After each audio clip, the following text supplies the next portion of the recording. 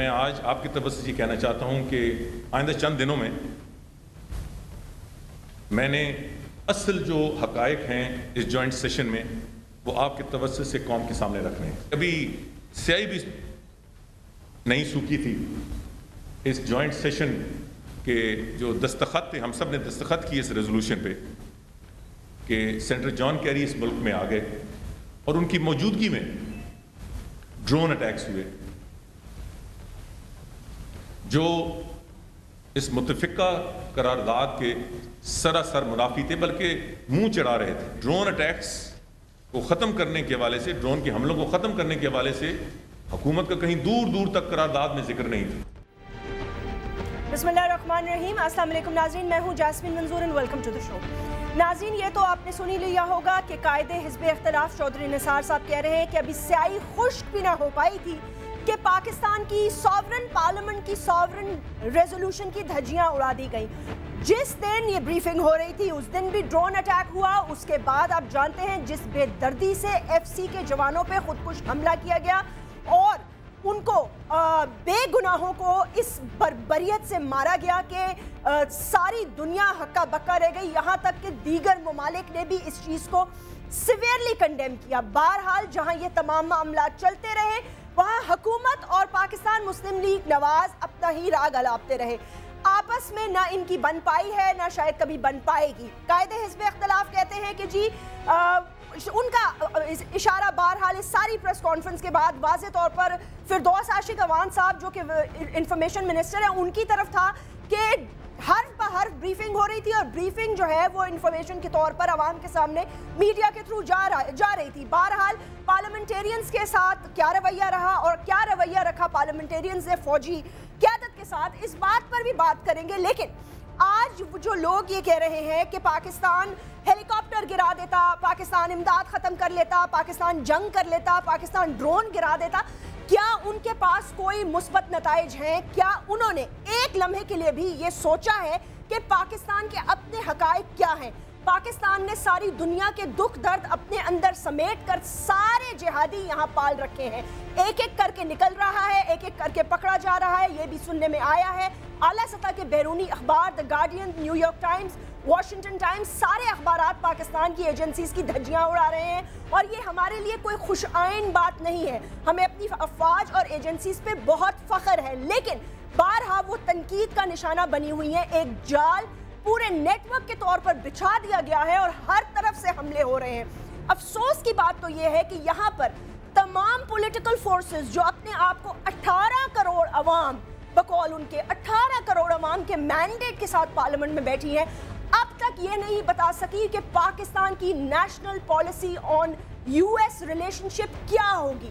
کیا کوئی بات طے پائی ہے؟ آج بھی آرمی کے حوالے سے یہ میں آپ کو بتاتی جاؤں کہ القاعدہ کا کی آپریٹو المکی کراچی سے پکڑا گیا ہے اور اس کا پورا نام تھا القاعدہ محمد علی قاسم الیاس ابو شعیب المکی. کراچی سے ہی از بین اریسٹڈ. یہ پریس ریلیز نکلی ہے آئی ایس پی آر کی طرف سے اور بہت جلد یہ بھی سننے میں آیا ہے کہ ملا عمر کے حوالے سے کوئی آپریشن ہوگا. کیا اب ہمیں دوسرے لوگ بتائیں گے کہ گھر صاف کرنا ہے؟ کیا ہمیں اب بھی احساس نہیں کہ اپنے بوئے ہوئے بیج جو ہم کاٹ رہے ہیں ان درختوں کو اب جڑوں سے اکھاڑ دینے کا وقت آ گیا ہے؟ بہرحال ساورن پارلیمنٹ کے ساورن فیصلے کیا ہیں اس چھوٹے سے وقفے کے بعد؟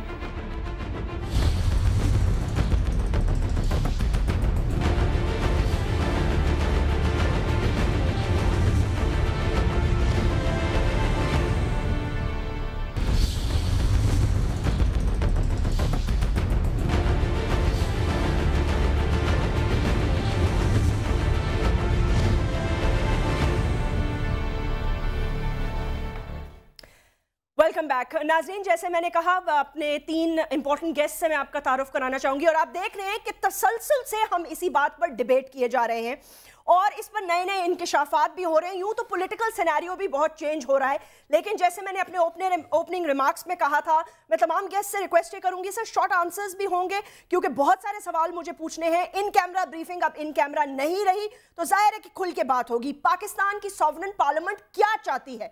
ہمیں جوائن کر رہے ہیں یہاں رشید گوڈیل صاحب، ممبر ہیں نیشنل اسمبلی کے اور ایم کیو ایم سے آپ کا تعلق ہے، متحدہ قومی موومنٹ کے ایک اہم رکن ہے. बहुत बहुत शुक्रिया, thank you very much for taking out time. Senator Faisal Raza Abdi साहब political secretary president Asif Ali Zardari के हमें ज्वाइन कर रहे हैं, वो भी बहुत बहुत शुक्रिया आपका भी। और सिद्दीकुल फारूक साहब सीनियर रहनुमा हैं पाकिस्तान मुस्लिम लीग नवाज के। मैं आप तमाम लोगों को वेलकम करना चाहूँगी और मैं सिद्दीकुल फारूक साहब गुफ्तगू को आगाज़ आपसे इसलिए करना चाहती हूँ क्योंकि आज कायदे हिज़्ब इख्तिलाफ की जो स्टेटमेंट्स आ रही हैं और जिस किस्म की आप लोग स्टेटमेंट्स दे रहे हैं और जिस तरह का आप लोग प्रेशर डेवलप कर रहे हैं, आप लोग क्या चाहते हैं? इंटेलिजेंस एजेंसीज की जो ब्रीफिंग चली 2 घंटे तक, उससे आप खुश नहीं हैं, हुकूमत से आप खुश नहीं हैं। इस ब्रीफिंग के बाद आप सब लोगों को एक प्लेटफॉर्म से एक बात करनी थी, लेकिन अफसोस सब अलग अलग बातें कर रहे हैं। So what is the reason? क्या मसला क्या है? बिस्मिल्लाहिर्रहमानिर्रहीम। जैस्मिन, बहुत शुक्रिया। Welcome sir. पहले तो आपने अपने इंट्रो में जो ये फरमाया था कि हुकूमत और मुस्लिम लीग नून अपना अपना राग अलाप रही हैं, तो मैं ये अर्ज़ करूँगा कि हम राग कोई नहीं अलाप रहे, और इसी में मैं आपके इस सवाल का जवाब दूंगा कि हम क्या चाहते हैं। ठीक, हम इसके सिवा और कुछ नहीं चाहते कि पाकिस्तान की पार्लियामेंट सावरन हो, हमारी सावरेनिटी की खिलाफ वर्जी ना हो, और हम सब मिल के ईमानदारी से जो फैसले करें उस पर अमल दरामद हो। अब हुआ ये कि पार्लियामेंट के अंदर जो ये सेशन था बंद कमरे का जी, उसमें जो करारदाद है वो तो पीटीवी जो है वो प्राइम मिनिस्टर को टेलीकास्ट करके सारी दुनिया को दिखा रहा है और प्राइम मिनिस्टर पढ़ रहे हैं। तो मैंने जब इस पे सवाल उठाया तो उन्होंने कहा नहीं, ये वजीर आजम साहब ने ये समझा कि ये होना चाहिए। उसके बाद नहीं सर, एक सेकंड, क्या मतलब ये करारदाद मंजर आम पे नहीं आनी थी? ये क्या कोई सीक्रेट करारदाद थी? नहीं जी, मैं सिर्फ ये अर्ज कर रहा हूं कि हुकूमत के कुछ लोगों ने कहा कि देखें जी ये सामने नहीं आनी चाहिए, तो मैंने उन्हें बताया कि तो पीटीवी ने दिखा दिया है सारी दुनिया को कि वहां क्या करारदाद है। उसके अलावा हुकूमती लोगों ने बताया कि वहां क्या हुआ है। बिल्कुल। तो मैं ये अर्ज करूंगा कि ये कोई सीरियस इन कैमरा सेशन या अभी हमारे यहाँ शायद ये रिवायात नहीं है। लेकिन आपने ये कहा कि हम एजेंसियों से क्या चाहते हैं, दूसरे से। देखें, अगर कहीं किसी ने ये तासुर लिया है कि मुस्लिम लीग नून खुदा न खास्ता किसी भी अदना दर्जे में अपनी मुसल्लह अफवाज या अपनी इंटेलिजेंस एजेंसियों की दुश्मन है, खिलाफ है, तो मैं समझता हूँ इससे ज़्यादा बड़ी गलती कोई नहीं होगी जो ये समझ रहा है। हम समझते हैं कि दिफा जो है वो अफवाज के बग़ैर और इंटरनल और एक्सटर्नल सिक्योरिटी जो है साथ ही एजेंसियों के किरदार के बग़ैर तो नहीं हो सकती। लेकिन हम इतनी ही ईमानदारी से ये समझते हैं कि एजेंसियों को और मुसल्लह अफवाज को सियासत में कोई किरदार अदा नहीं करना चाहिए। जब वो सियासी किरदार अदा करते हैं तो फिर मशरकी पाकिस्तान भी हमसे अलग होता है, फिर सियाचिन ग्लेशियर भी जाता है, फिर ये एबटाबाद जैसा वाकया भी पेश आता है। एबटाबाद जैसा वाकया, ओके, अब आपने ठीक है, मैं जरा आप सियासत में उनका क्या किरदार है क्या नहीं, इस पे मैं आज बात नहीं करूंगी, उसको एक तरफ रख देते हैं, उस पर फिर बात करते हैं। एबटाबाद जैसा वाकया हो जाता है, इसमें आप मुझे ये बताएं कि आप समझते हैं सिर्फ इंटेलिजेंस एजेंसीज पाकिस्तान की नाकाम हुई हैं, हमारा अपना कोई कसूर नहीं है, हुकूमत का कोई कसूर नहीं है, बाकी पूरी दुनिया सो रही थी? आपने इंट्रो में भी एक बात की है कि पाकिस्तान ने कहां से लाके ये सारे दहशतगर्द जमा किए हैं। बिल्कुल। पता नहीं हम क्यों ये केस सही मानों में प्लीड नहीं कर सकते। सारी दुनिया से अमेरिका समेत सिर्फ 3 मुल्क एक तरफ थे, एक यूएसएसआर, एक इंडिया और एक उस वक्त की मशरकी जर्मनी। अब तो वो जर्मनी एक हो गया है। ये 3 मुल्क एक तरफ थे, सारी दुनिया एक तरफ थी। यूएसएसआर के खिलाफ दुनिया सारी लड़ रही थी, अमेरिका क़यादत कर रहा था, पाकिस्तान फ्रंट लाइन में था, और सारी दुनिया से लड़ने के लिए मुजाहिदीन को यहां लाया गया। और उस वक्त अमरीकी साबिक सदर और सारे लोग आते थे और यहां कहते थे कि मुजाहिदीन से मिलकर उनके कैंपों में जाकर के आप इसलिए फतह पा रहे हैं और फतह पाएंगे कि आपको बंदूक की नाली की दूसरी तरफ जन्नत नजर आती है। तो भाई उस वक्त जन्नत नजर आती थी। उस वक्त को छोड़ दे सिद्दीकुल फारूक साहब, उस वक्त को छोड़ दे, इस वक्त की बात करें जब दुनिया का मोस्ट वांटेड टेररिस्ट आपके नाम के नीचे से निकाल के ले गए वो लोग। मुझे चंद सेकंड दे दें। मैं ये अर्ज करूंगा कि जो लोग लड़ रहे थे या लड़ रहे हैं उनमें से बहुत से लोग ये समझते हैं कि यूएसएसआर गया तो अमेरिका और नेटो ने उनकी जगह ले ली, यानी अफगानिस्तान तो गुलाम है, अफगानिस्तान बदस्तूर गुलाम चला रहा है। तो बहुत से लोगों के लड़ने के लिए एक जस्टिफिकेशन है कि जनाब हमारा मुल्क अगयार के कब्जे में है। ये जस्टिफिकेशन खत्म होनी चाहिए। रह गई उसामा की बात, या जैसे आज आपने कहा कि कराची से एक जनाबे अली, मैंने नहीं कहा सर, आईएसपीआर ने कहा, ISPR inter services public relations general Athar Abbas. آپ نے ریفر کیا نا سندھ سے اور کراچی سے وہ برآمد ہوئے اور پکڑے گئے. میں یہ عرض کروں گا کہ اس معاملے میں بھی ہمارے اندر وہ لوگ جو لڑ رہے ہیں کتھ اور کن. ہمارا وزیر داخلہ 1 سال پہلے joint sitting of the parliament کو بریف کرتے ہوئے کہتا ہے کہ پاکستان میں جو دہشت گردی ہو رہی ہے اس میں انڈیا بھی انوالوڈ ہے, اسرائیل بھی انوالوڈ ہے, فلاں ملک بھی ہے, فلاں ملک بھی ہے. ہم نے کیا کیا کہ جو دوسرے لوگ انوالوڈ ہیں کیا کردار ادا کر رہے ہیں پاکستان میں دہشت گردی کو فروغ دینے کے لیے, اور پاکستان جو خود دہشت گردی کا نشانہ ہے ہمیں یہ کیس بھی پلیٹ کرنا چاہیے. اور دنیا کو جب پاکستان 45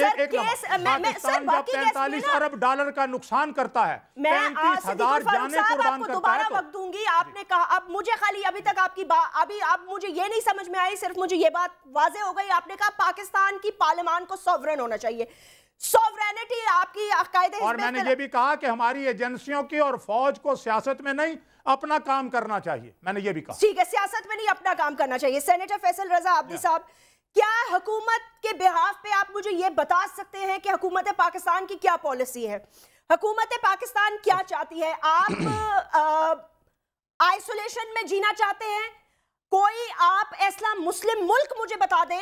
اگر آپ ایک محترم سینیٹر ہیں, رکن ہیں آپ سینٹ کے, ایک بہت عظیم پلیٹ فارم ہوتا ہے, یہاں پہنچنے کے لیے انسان کو بڑی قربانیاں دینا پڑتی ہیں.